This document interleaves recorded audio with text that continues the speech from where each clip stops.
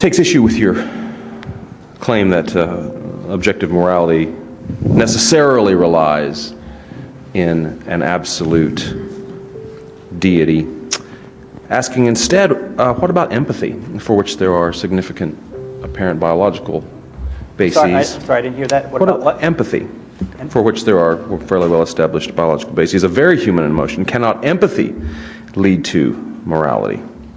Is it right to be empathetic? That's the question. I'm not saying there's no chemical connection between morality and, or for morality, I should say. Certainly when we think, there are chemicals going on. The question is, what is the standard that makes empathy or love right? What is the chemical composition of love? How much does justice weigh? Well, these are all things that make no sense in a materialistic world. Well, but that's not entirely true. Let's say, for example, that cognitive neuroscientists are able to determine with scientific levels of precision that in fact certain neurochemical and cognitive events essentially always co-occur with the experience of empathy. But that wouldn't mean that empathy's right.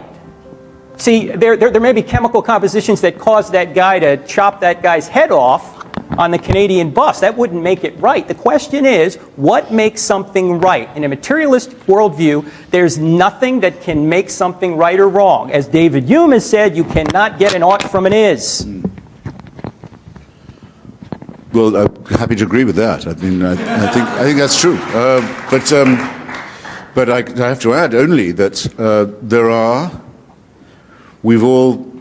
some of us have been lucky enough to see it or meet people who've done it, and all of us have read about it. There are people who will, when a grenade is lobbed through the window, throw themselves on it before it can blow up. It does happen.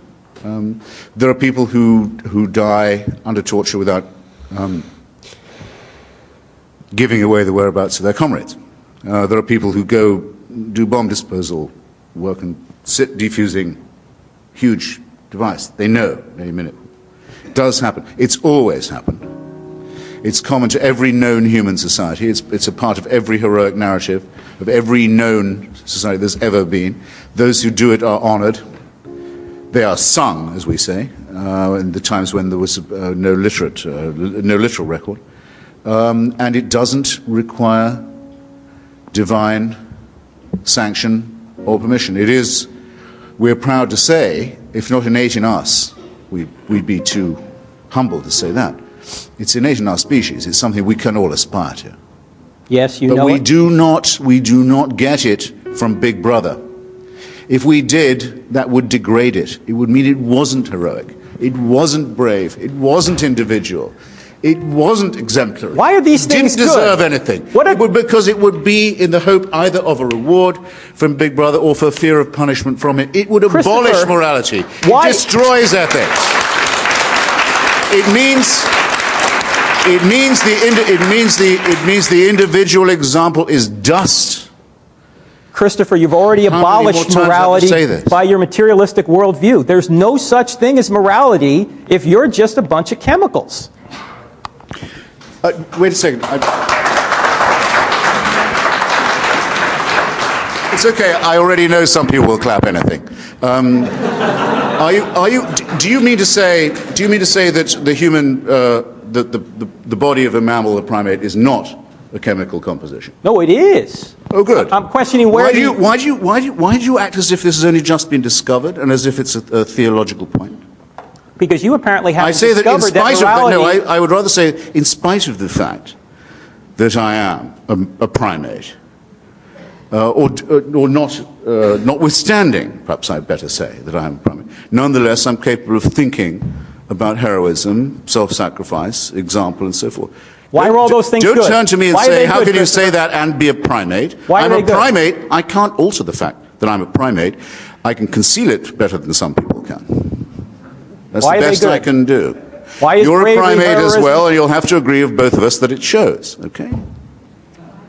Let's finish with this, which is the fundamental question, and I think deserves a serious answer.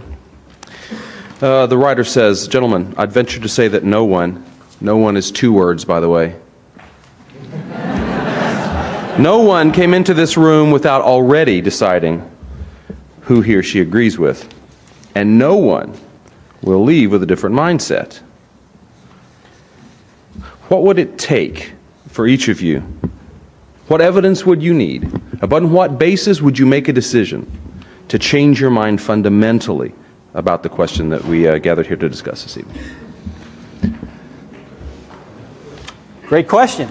Well, Christianity would be refuted by somehow discovering the body of Christ.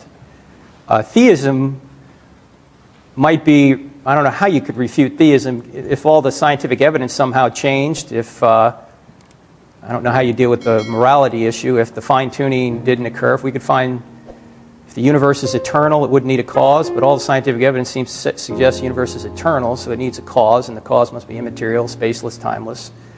But if all that changed, that might be, at least get me to doubt theism. Sir? In most of the debates, I wish I'd thought of this evening, actually. Oh, God. Much too laid back. Much too laid back. In most of the debates I've taken part in, I wish I'd thought of doing it this evening, too. We took a vote before the debate, including registering the undecided, and then one at the end, to see, basically to see where the undecided had gone. So, and I was always surprised by how many people had come, or at least were willing to consider themselves as having come with an open mind. My view is this: very few people have that much difficulty thinking of themselves as objects of a divine plan. The great advantage religion has is our own solipsism. It's the same as people who don't really believe in astrology, but they'll take a quick peek to see what's happening to Taurus today. And if it says, well, might be a good time for a flutter on the stock exchange, not to think, hang on, the planets don't really move to determine my investments, but maybe, it's not impossible. It could all be about me. I think about it quite a lot, actually, because I have the same birthday as Thomas Jefferson, April the 13th. Except that I don't, because he was born under the old calendar. And I think though it says on his tomb he was born on the 13th of April, he was actually born on something like the 25th of April under the old calendar. I've often wondered how the horoscope people managed the transition, the time when everyone had to change which star sign they were. I dare say it got done easily enough. Religion works for most people because to have people, in a sense, horribly do want it to be true. That they are supervised, that God looks out for them, that they might be rewarded or they might be punished. It has this terrible servile advantage. That's why I consider it to be morally superior to be an atheist, to say I would rather live without that ghastly master-slave mentality. And no evidence or no event that could change your commitment to that belief. Well, I can only say that if there was, I'm very relieved to find, having studied what I think of as the best evidence in arguments among physicists, biologists, paleontologists, students of mythology, history, archaeology, and so on, very relieved to find there's no evidence for it at all. If I thought it was true, I would consider myself condemned to live under a tyranny. And I've spent my entire life repudiating that idea and helping, I hope, others to think the same. But there is not a chance, of course. There isn't a single chance that anyone will find that, hey, after all, we can definitely know that a virgin conceived or that a condemned felon walked again. And it's quite absurd for anyone to argue in scientific terms as if any of that is even thinkable. What I don't understand, and I suppose I should close by this, is why anybody should be so contemptuous, I suppose is the word, or so insecure about their own faith as not to call it that. Did you hear him say at any point this evening, this is my faith, I believe it in spite of the evidence to the contrary. I lay my life on it. I believe I'm redeemed by it. I think I will live eternally because... No, he has no confidence to say anything like that. Instead, he tries to mix it up in an area, scientific inquiry, where he's no more competent than, hey, even I am. And that was where he made his big mistake. Thanks.